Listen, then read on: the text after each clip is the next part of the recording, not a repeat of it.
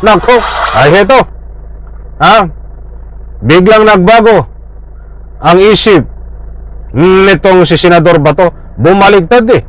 Kung dati sinasabi niya na siya ay susuko para magpakulong sa The Hague, Netherlands, ngayon ay biglang dineklara niya na hindi siya susuko at magtatago na lamang sa ICC, Interpol at sa mga kapulisan na huhuli sa kanya.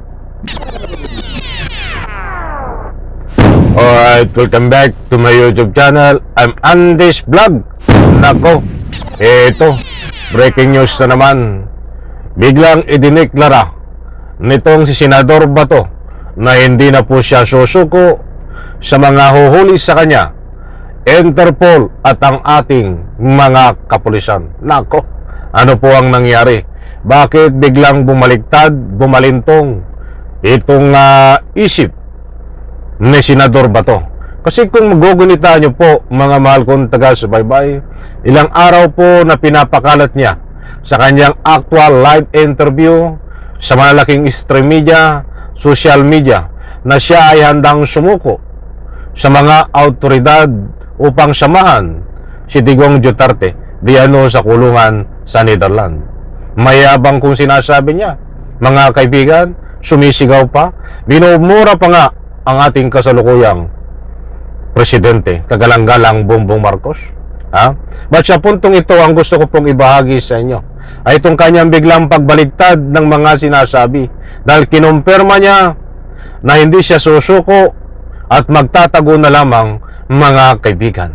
Hindi siya susuko sa ICC, Interpol at siyempre dito kay General Torre. Dahil alam po naman natin, nangunguna sa paghuli dito, itong si General Torre. Ay salute to you, General Torre. Alam ko marami nagagalit din sa iyo, yung mga taga-suporta ni Digong ni Bato kay General Torre, dahil hinuli mo itong dating presidente na deserve naman niya at ginagawa mo lang ang iyong tungkulin. At syempre, itong susunod na iyong assignment na damputin ng biglaan itong si Bato. Iyan po, mga kaibigan, ang ibabagi ko po sa inyo, sapagkat si Bato ay pumapalagho, ayaw magpahuli at magtatago na lamang, mga mahal kung taga-subaybay. Ito, at ibabahagi ko po sa inyo, kapag mayroon po kayong pagkakataon, inaanyayahan ko po kayong patapusin ang vlog na ito nang sa ganun lubos po nating maunawaan. Isang like ko sa video na ito, pakisubscribe din po ang aking maliit pa na YouTube channel. Road to 400 subscribers na po tayo. Maraming po salamat. Huwag pong kalimutan mag-like. Alam ko nakalike na kayo bago tayo magpatuloy. Eto, ibabahagi ko po sa inyo, mainit-init pa. Ipa-plus ko po diyan sa screen, mga mahal kong taga-subaybay. Eto, yan po ang ating tatalakayin ngayon. At siyempre, para lubos nyo pong maunawaan, nandyan, naka-plus sa screen. Paki-screenshot nyo na lang po, mga kaibigan. Ito, buhat dito sa News 5. Pagkakatiwalaan din po ito na nagbibigay ng may init na balita ang News 5. At siyempre, sa iba pang malaking stream media, ay kanina lang po ito lumabas, mainit-init pa. Ito, Senador Bato de la Rosa kinukonsidera na hindi na sumuko sa mga autoridad, oras na mag-issue ng arrest warrant ang ICC laban sa kanya. Maliwanag po, hindi ko na uulitin. Nandiyan po, screenshot natin at basahin po natin. Baka maliliit po ang letra para lubos nyo pong maunawaan. Ito po, ibabagi ko pa rin sa inyo. Ipapas ko din po sa screen kung ano ang dahilan ng hindi pagsuko at biglang nagbago ang isip nitong si Senador Bato. Nataranta na natakot. Ito ho. Pinag-isipan na umano ni Senador Bato de la Rosa na hindi na sumuko sa mga autoridad, oras na mag-issue ng warrant of arrest ang International Criminal Court laban sa kanya. Mga kaibigan, gusto ko lang pong unawain ang nagsabi na may warrant of arrest na siya ay itong si Bato. Kaya nga hindi siya sumama diyan sa Hong Kong, mga kaibigan, dahil nakatunog siya na mayroon siyang warrant of arrest para hindi siya maaresto, ay hindi siya sumama sa Hong Kong dito po kay Digong. Nililinaw po natin. But alalahanin po natin ang ICC ho ay hindi nagbubulgar kung mayroon pong warrant of arrest na. Yan po ay basta biglang huling ka. Probe na po yan. Nangyari po dito kay Digong. But ito po ay walang lusot. Mga kaibigan, ito si Bato. Talagang mayroon po itong lalabas na warrant of arrest. Inunahan niya siguro kasi nataranta na eh. Pero ito ho, kaya isang araw ho, ay gigising tayo, alam kong hindi kayo magtataka na nakapusas na din po, na nakapusas na kung mahuhuli, sapagkat sinasabi niya ay magtatago daw po siya. Heto pa, mga kaibigan, babasahin ko. Well, kung wala tayong makitang hustisya dito sa ating bansa, bakit kasusuko? Diba? Tingnan natin kung mayroong makita natin may glimmer of hope na yung Supreme Court ay talagang panindigan niya yung kanyang pagiging independent. Mayroong ipapakita na magtatayo sa Senado kung anong dapat din. I will evaluate, as I have said, I will cross the bridge when I get there sa niya. Buhat po dito yan sa News 5. Nandyan din po sa screen, naka-flash, mga mahal kong taga-subaybay. So maliwanag po dito na nagbago ang isip nitong si Senador Bato.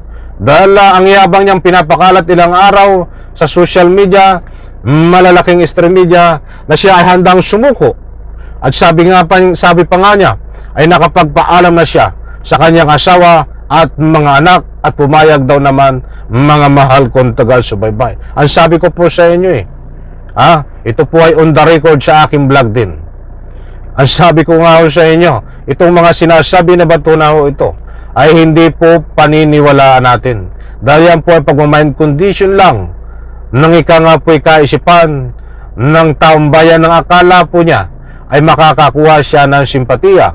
At siyempre, ang gusto niyang ipunto dito ay para palamigin ang kaisipan, damdamin ng mga huhuli sa kanya, na ang gusto ko pong iparating sa inyo ay para hindi na ganon makapaghanda ang mga kapulisan para hulihin siya ng maraming nga po'y naka-alertong kapulisan. Katulad nung kay Digong, maraming kapulisan ang inalerto, ang sinama sa paghuli, naka-standby yung iba hanggang sa airport. Kasi ang sabi nga ni Digong ay hindi siya magpapahuli ng buhay. But that of what in relation dito kay Bato. Sabi nga niya, isusuko siya. O siyempre masarap pakinggan. Hindi na nga po'y magpoproblema ang ating kapulisan na marami pang nga po'y gamitin. But alam po natin yung kay Bato na yan ay pawang mga tactical strategy. Sa maniwala po kayo sa hindi, isang gabi siya ay natutulog o gabi-gabi siya ay natutulog, hindi ho ito makatulog na. Sa maniwala po kayo sa hindi, dahil iniisip mo niyan ay talagang makukulong siya diyan po sa The Hague, Netherlands. Dahil ito ho ang pangalawang arkitekto. Ang arkitektong una, mastermind, ay itong si Digong Duterte na nandiyan na ho sa The Hague, Netherlands, na nakakulong. Siyempre kasama diyan itong co-architect niya. Kahit maliwanag ho ito na ito ho ay oras, araw na lang, buwan ba? Depende ho. Sa biglaan nagpagdampot dito ng ICC, Interpol, mga kaibigan. Muli kong inuulit, lihim ho, hindi ho nagbubulgar ng warrant of arrest. Ang ICC, probe na ho yan.